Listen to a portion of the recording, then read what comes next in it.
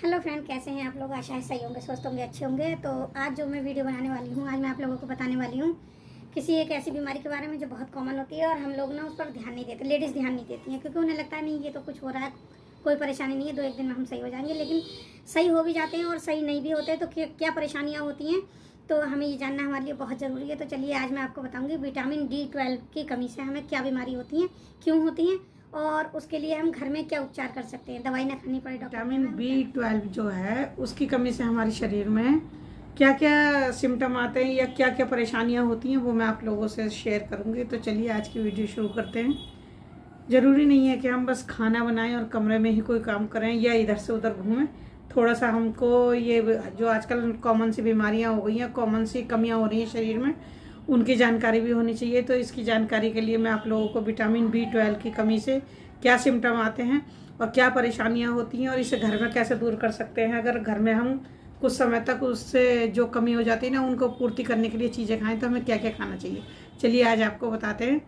तो चलिए शुरू करते हैं वीडियो। B12 की कमी हमें क्यों हो जाती है, कैसे हो जाती है, क्या आपको पता है इसकी कमी से हमारे शरीर में क्या क्या परेशानियां आती हैं। तो चलिए जानते हैं। देखिए, सबसे पहली परेशानी होती है हमारा शरीर जो है ना, हम बहुत थके थके रहेंगे, हमें बहुत थकावट लगेगी, ऐसा लगेगा हमारे शरीर में जान ही नहीं है, बिल्कुल थक जाते हैं बहुत ज़्यादा। हमारे मुंह में ना बार बार ऐसा लगेगा हमें छाले हो गए, जैसे छाले हो जाते हैं ना, बहुत ज़्यादा बार बार हो रहे हैं। अगर आपके 4 दिन अब रहे सही हो गए, फिर उसके बाद 4 दिन बाद फिर हो गए, तो ये जो छाले होते हैं ना, ये भी विटामिन B12 की कमी से होते हैं। बार बार हमारा जी मिचलाता है, हमारे गैस बहुत ज़्यादा बनती है, बहुत ज़्यादा हमें परेशानी लगती है।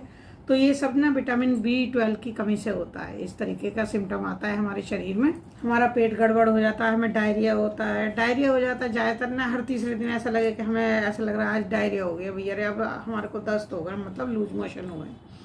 तो आप लोग ध्यान दीजिएगा। और हाथ पैरों में आपके ना ऐसा लगेगा जैसे चींटी सी काट रही है, इनमें दर्द होगा और चींटी सी काटेंगी। जब चींटी काट रही है ना, हाथ पैरों में सिरन सी दौड़ रही है, तो समझिए आपको विटामिन B12 की कमी हो गई है। तो इसमें और भी बहुत से सिम्टम होते हैं। सर में दर्द होता है, बहुत ज़्यादा दर्द रहता है, सर में डिप्रेशन हो जाता है बहुत ज़्यादा, और इसके साथ ही ना चिड़चिड़ाहट आने लगती है। जो हम याददाश्त होता है उसको बहुत फ़र्क पड़ता है इससे। याददाश्त जो है, हम भूलने लगते हैं ना, कोई भी काम करते हैं फिर अरे हमने ये चीज़ कहाँ रखी थी याद नहीं रहता, अरे पैसे वहाँ रख के भूल गए। तो ये सब विटामिन B12 की कमी से होता है हमारे शरीर में ना। विटामिन B की जब ज़्यादा कमी हो जाती है तो देखिए उसके लिए आपको विटामिन B12 का चेकअप करवाना चाहिए। चेकअप करवाने के बाद पहले तो डॉक्टर की दवाई खानी चाहिए। और अगर थोड़ा थोड़ा आपको ऐसे सिम्टम आ रहे हैं और ऐसा लग रहा है तो घर में क्या उपाय करने चाहिए वो मैं आप लोगों को बताती हूँ। ये जो विटामिन B12 होता है, देखो आपको कमी पूरा करने के लिए कुछ तो डेयरी प्रोडक्ट और कुछ सब्जियां खानी पड़ेंगी स्पेशली, तब आपकी कमी पूरी हो पाएगी। तो उसमें जैसे देखिए सबसे ज़्यादा तो सबसे पहले डेयरी प्रोडक्ट आते हैं, तो उसमें दूध आता है। आपको दूध का 1 गिलास दूध यानी आधा आधा गिलास 2 बार में पिए तो 50 से 70 ग्राम मिलीग्राम आपको मिल जाता है। ठीक है, इतना आपको विटामिन B12 मिल जाता है। तो ये आपको आपकी 1 गिलास में 1 दिन की ज़रूरत पूरी हो जाएगी। तो 1 गिलास रोज़ के हिसाब से आप ले सकते हैं दूध। तो दूध लीजिएगा, उसके साथ आपको दही लीजिएगा, चीज़ लीजिएगा, पनीर लीजिएगा। आप चाहें तो पनीर को और मट्ठे को, इन चीज़ों को रोज़ाना की डाइट में भी शामिल कर सकते हैं कुछ दिनों के लिए। देखिए पनीर वगैरह या मट्ठा, वो छोटी सी थैलियाँ ही उसकी 12 रुपये की आती है। तो आप लोग ना कुछ दिन दवाई समझ के इसको यूज़ कर सकते हैं। और घर में चाहें तो आप आधा किलो दूध का दही जमा के और उसका भी मट्ठा बना सकते हैं।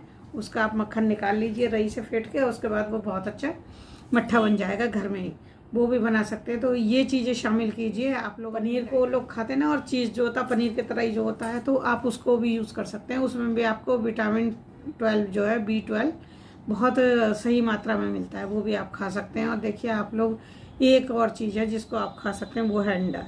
क्योंकि आजकल मैंने देखा है कि जो मीट मछली नहीं खाते कुछ लोग, लेकिन अंडा खाने लगे हैं। तो अगर आप अंडा खाते हैं तो अंडा खाइए, लेकिन अंडे में आप क्या करते हैं, सफ़ेद भाग खाते हैं, पीला भाग निकाल देते हैं। ये मत कीजिए, पीले भाग में ही होता है विटामिन B12।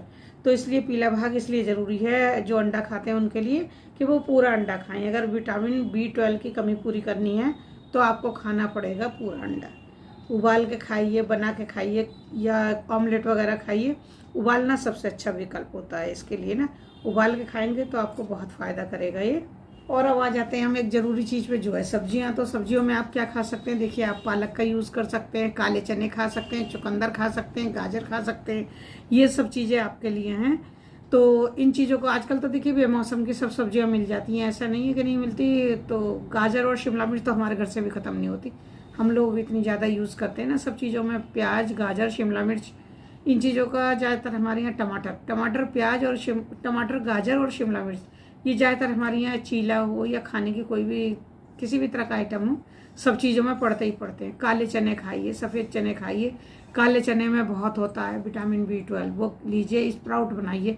स्प्राउट बनाने के लिए आपको क्या करना है? देखिए, आप अरहर की दाल, मूंग की दाल, मसूर की दाल, साबुत दालें भी ले सकते हैं।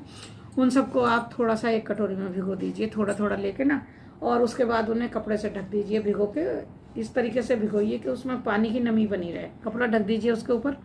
बहुत ही सही बता रही हूँ मैं आपको ये तरीका, कि आप एक कटोरी लीजिए या कटोरा लीजिए, उसमें रखिए, उसके ऊपर से उससे गीला करके इतना सा पानी छोड़ दीजिए, और मोटा कपड़ा लीजिए, उसके 4 तह बनाइए। मोटा रुमाल जो किचन में हम यूज़ करते हैं ना, रोटी के जो इतने बड़े बड़े वो होते हैं, उसको चौहरा कर लीजिए, 4 तह कर लीजिए, उसको गीला करिए, उसके ऊपर रख दीजिए। और जो आप आटे का कनस्तर होता है ना, या तो उसके अंदर रख दो उस कटोरे का, या फिर जैसे आपकी कोई सेल्फ ऐसी है अलमारी जिसमें बहुत ज़्यादा गर्माई रहती है ना, उसमें रख दीजिए उसे। दूसरे दिन ही उसमें स्प्राउट निकल आएंगे। लेकिन एक बात ध्यान रखिए, अगर आप स्प्राउट कर रहे हैं तो स्प्राउट को आप हल्का सा बॉइल्ड कर लीजिए और खाइए। आप उसको खाइए, उसमें पालक काट लीजिए, हल्का सा पालक को बॉइल्ड करके उसका सूप बना के भी पी सकते हैं आप लोग। तो इसको आप जैसे रखेंगे बना के स्प्राउट, और आपने आधे खा लिए, आधे दूसरे दिन खाएंगे, तो उनको साफ पानी से एक बार धो जरूर दीजिए, नहीं तो उसमें स्मेल आ जाएगी। उसका देखिए, कभी भी स्प्राउट बनाते तो उसका हमेशा पानी निकालना पड़ता है, या उसमें जो नमी होती है उसको धोना पड़ता है, नहीं तो वो ख़राब हो जाते हैं, उसमें बदबू आ जाती है और वो फ़ायदे की जगह नुकसान देने लगते हैं। और एक बात और, हाँ ज़रूरी बात मैं आप लोगों को बताऊँ, पालक आप लोग क्या करते हैं, पहले काट लेते हैं, उसके बाद उसको आप धोते हैं। बिल्कुल ऐसा मत कीजिए, उसमें से विटामिन B12 जो है सारा निकल जाता है काटने के बाद। तो पालक को पहले साबुत धो लीजिए, उसकी गड्डी लीजिए, या पत्ते आते हैं आपके यहाँ तो पत्ते लीजिए, चन्नी में डालिए, उन्हें खूब धो लीजिए। उसके बाद उन्हें काटिए, और काटने के बाद फिर उसे आप किसी भी चीज़ में यूज़ कर सकते हैं। लेकिन अगर आप उसे पानी में डाल के धो देंगे ना काटने के बाद, तो उसका कोई फ़ायदा नहीं होगा, उसमें से विटामिन B12 निकल जाएगा। ये बहुत ज़रूरी चीज़ है जो आप लोगों को ध्यान रखनी चाहिए।